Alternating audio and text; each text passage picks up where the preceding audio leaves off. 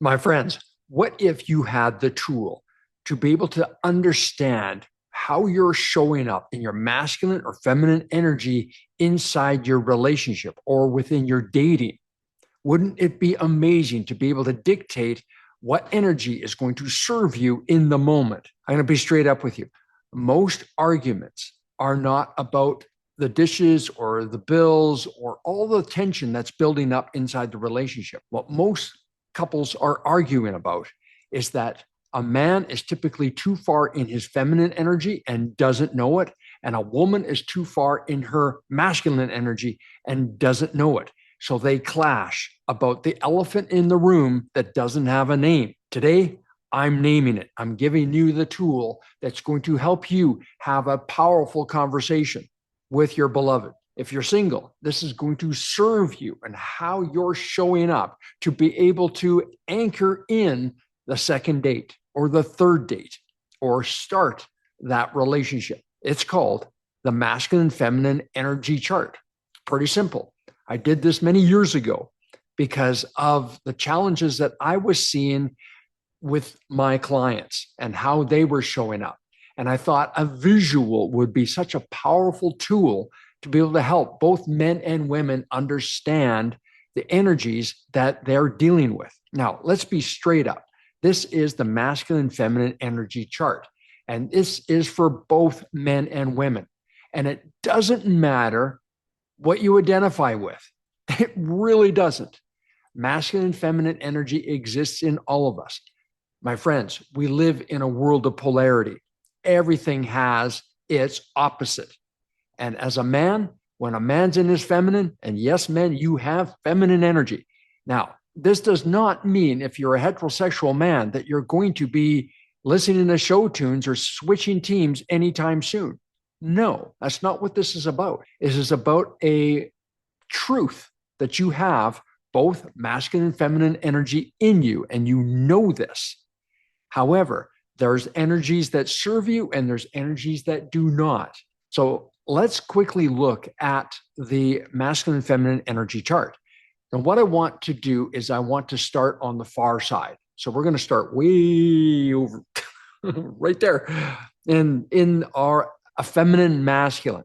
Now, when I say effeminate masculine, I want to be very clear here that I am talking about a heterosexual man. Now, it doesn't matter if you are gay, straight, or whatever color of the rainbow you are. Masculine and feminine energy shows up.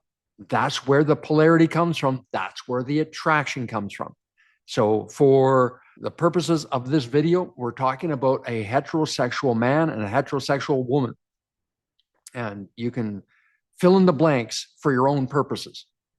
Now, for a heterosexual man, if you are way too far over into that feminine energy of about 10 to 40% into that feminine frame, and that's who you are, it's going to be very difficult for you to have a level of masculinity that creates sexual tension. And it's no slight on you if this is who you are. There is someone for everyone. But by and large, this man is not a man of strength. I'm just telling you straight up. This is a truth.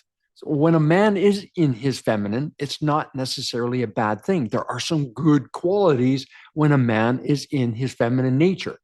And that is, he is communicative. He is heart-centered. He's connected with his emotions.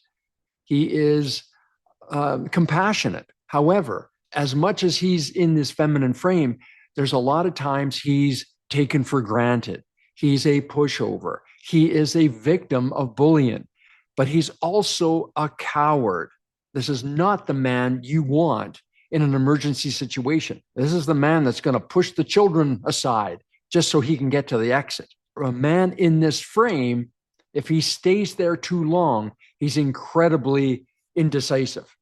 He's a drama queen, and there's everything in his life where he's pointing fingers at the world instead of taking responsibility for what's going on in his world. And for a lot of women that have men like this in their lives, it's very difficult for her to be able to feel her feminine energy because he's so into his feminine and not his masculine, it creates a lot of challenges.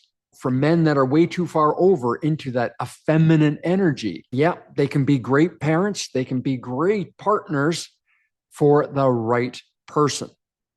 Now, let's move all the way to the other side. Oh, we're going to go over here.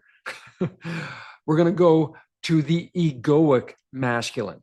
And this is a man that's 80 to 100% in that masculine frame. When a man is too far over, this is where the egoic energy can show up. This is where he's the bad boy, the bully, the asshole, the douchebag. It doesn't serve him at a high level for a nurturing relationship.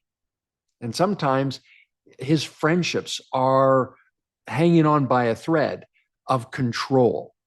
He needs to control the entire narrative. And most of his friends are afraid of him, that he might snap, that he might become their enemy.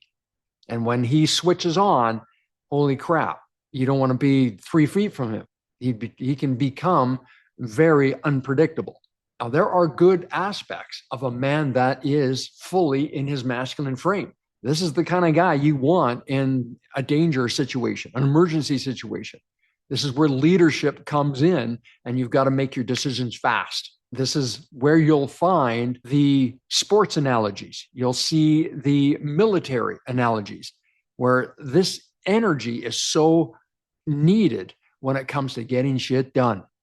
Yeah. And if this is not regulated properly, then it spills over into their romantic relationships. And this is where the abuse can come from. This is where the abandonment can come from. This is also where the little boy can come from, because as much as he's in his masculine energy, there's a lot of little boy energy that's attached to that. This is where a lot of those wounds can be exposed. The egoic energy can serve you.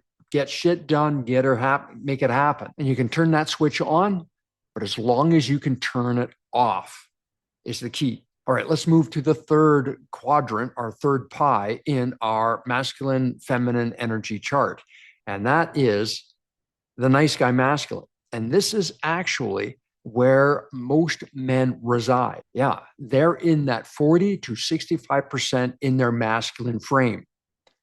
And what this does, though, this is where that nice guy energy comes from, because over the last 30 to 40 years, men have been inundated with the message that their masculinity is toxic, that it's not good.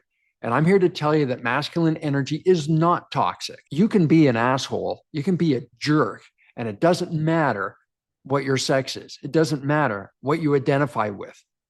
Everyone has the ability to be a jerk. Yeah, it's not gender specific. It's not. However, there is energy within both feminine and masculine energy that does not serve the individual or the relationship. But when a man is in that nice guy masculine frame, yeah, he can be caring, he can be nurturing, and he can also be very indecisive. Yeah, he's trying to find that balance to win favor inside the relationship. And a lot of these men are dealing with sexless relationships or limited levels of sex in their relationship because that polarity is struggling. It's just sitting at that 50-50 area, and it's not serving. There's no real push-pull tension allowed when you're in this vibration. This is where also that passive-aggressive energy can come from. Because when a man is in the friend zone, it's usually because he hasn't been able to create that sexual tension. He hasn't been over here, and you know how the bad boys are and how attractive they can be short term is because they own unapologetically their masculine frame. So when you're in that indecisive 50-50 area, it's tough. It really is. And most men think they're safe. Most men think that this is the good spot, only to find out it's not. They're arguing all the time. They're not getting the attention. They're not getting their love languages met. And on the flip side, the women are feeling the same way as well. When a man is in that nice guy masculine, then she's got to be more in her masculine frame. And again, it doesn't create sexual polarity. And that's what you're looking for. And finally, that brings us to the fourth quadrant of our masculine and feminine energy chart. And that is our sweet spot right here. And this is where you want to be in the optimum masculine frame, what I call the remarkable man energy. This is where a man can easily be in his masculine frame. He can be decisive. He can be a leader. He can take charge when he needs to. He can be unpredictable, but he can also be heart-centered. He knows how to communicate. He knows all about emotional intelligence, and he wears it well. He creates that attraction. He creates that sense of, I got this. This is why the alpha male is so popular. Now, a lot of people think the alpha male is this guy here. No, he is not. The alpha knows himself through and through. He doesn't play games. He does not waver in who and what he is. He's pretty solid. This is where the remarkable man resides. You want to be in that sweet spot of 65 to 80% in your masculine frame.